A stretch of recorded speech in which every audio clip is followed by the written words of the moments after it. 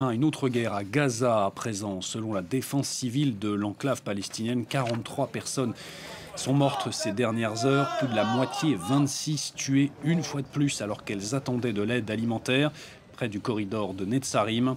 L'armée israélienne n'a pas commenté ces affirmations. Et on va retrouver le journaliste indépendant basé à Gaza, justement, Rami Abou-Jamous. Bonjour Rami.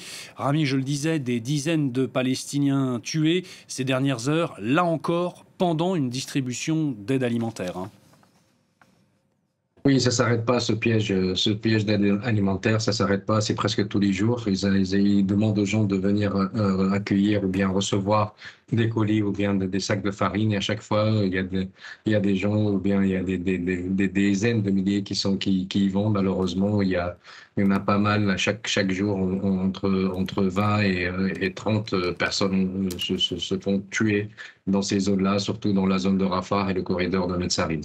Malheureusement, les gens, la question qui se pose, pourquoi les gens y vont alors qu'ils savent qu'ils vont être tués, c'est juste parce qu'ils sont morts dans les deux cas, parce que ces gens-là qui vont chercher de l'aide humanitaire, ce sont des gens affamés qui veulent donner à manger à leurs enfants, parce que ça fait 3 mois qu'on subit un blocus hermétique sur la bande de Gaza, plus rien qui entre, et malheureusement, c'est le seul choix pour les gens, et c'est pour ça qu'on trouve des femmes, on trouve des jeunes, on trouve des personnes âgées. Tout le monde y va justement pour qu'il essaye de trouver quelque chose à faire nourrir à ses enfants. Malheureusement, il n'y a pas d'autre aide alimentaire qui entre de façon constante, même l'aide humanitaire qui devait entrer après l'accord de la libération d'Alexandre entre les Américains et Hamas, qui normalement c'était 100 camions par jour.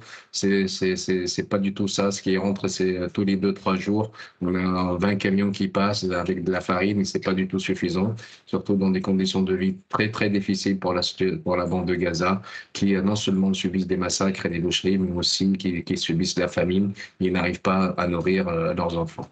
Rami, à chaque fois qu'il y a des massacres de ce type de Palestiniens, c'est à chaque fois qu'il y a des distributions d'aide organisées par la Fondation humanitaire de Gaza, c'est ça, qui a été pilotée par les Américains et par Israël. Oui, normalement, ils ont créé 3 centres de distribution de cette compagnie-là, ou bien cette association-là qui s'appelle GHF, Gaza Humanitarian Aid, Foundation, pardon. Et malheureusement, ces 3 centres de distribution, c'est des centres de pièges pour les Palestiniens. Il y a un centre au sud de la bande de Gaza, à l'ouest de Rafah. Il y a un autre dans ce qu'on appelle le corridor Netzarim, qui est créé aussi par l'armée d'occupation, et le nord, qui est à côté de Zekim, qui font entrer de l'aide humanitaire qui passe par cette zone-là. Et c'est une zone où normalement c'est de l'aide humanitaire qui passe pour les Nations Unies.